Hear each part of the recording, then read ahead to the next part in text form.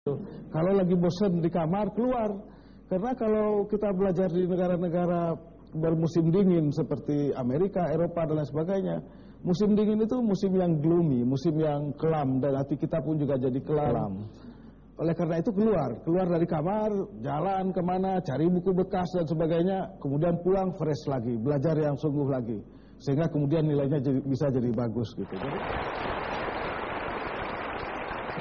Luar biasa. Terima kasih nih Pak Sumadi udah berbagi kisah dengan kami semua yang ada di sini ya. Dan tamu saya yang satu ini anak tentara berpangkat rendah, tapi sekarang dia dikenal sebagai ahli fisika dan juga ahli menciptakan anak-anak yang menang di Olimpiade Fisika. Ikuti terus Ki Candy. Iya, terima kasih Bang. Karena susahnya mama saya bikin kue gitu. Jadi tiap pagi dia bangun jam 3 di tentara Belanda, Kenil gitu. Iya. Kemudian ya nggak naik pangkat gitu ya. Nggak naik pangkat? Ya udah paling bawah, akhirnya berhenti dari tentara. Frustrasi mungkin ya. Mungkin.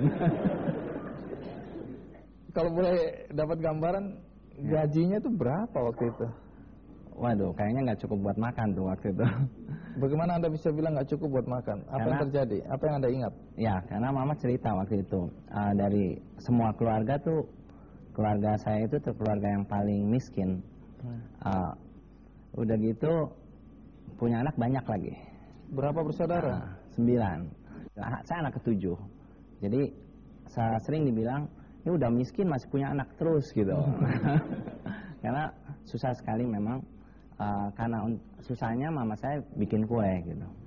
Jadi tiap pagi dia bangun jam 3 pagi, bikin kue. Terus sampai jam 8 dia bikin kue buat tukang-tukang kayu yang ada di sekitar rumah gitu ya. Saya juga waktu SD itu sering bantuin, jadi bikin kue juga gitu. Yang kue goreng. Apa sih? Waktu itu kue odading. Odading itu kue yang digoreng gitu ya. Kue goreng. Apa itu? Nah, ini mungkin kayak roti gitu ya. Jadi pagi-pagi tuh udah bangun, jadi kita juga ikut bangun gitu. Ikut bangun, bantuin semua untuk ngaduk adonan atau masak goreng kue gitu ya. Nah, itu kehidupan Anda waktu itu ya. Ya. Baik, menarik bagaimana anak yang membantu ibunya bikin kue odading bisa jadi profesor. Tapi sebelum itu kita lihat cuplikan berikut ini.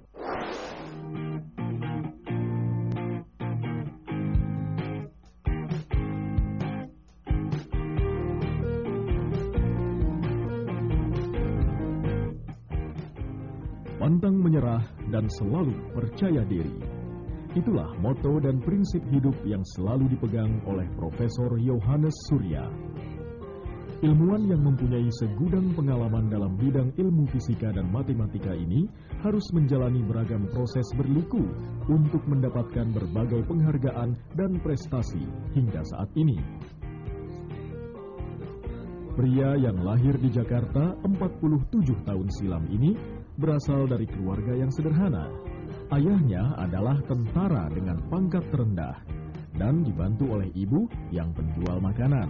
Keterbatasan biaya sekolah bagi pria yang menggemari ilmu fisika sejak sekolah menengah pertama ini bahkan hampir membuatnya tidak bisa melanjutkan ke bangku kuliah.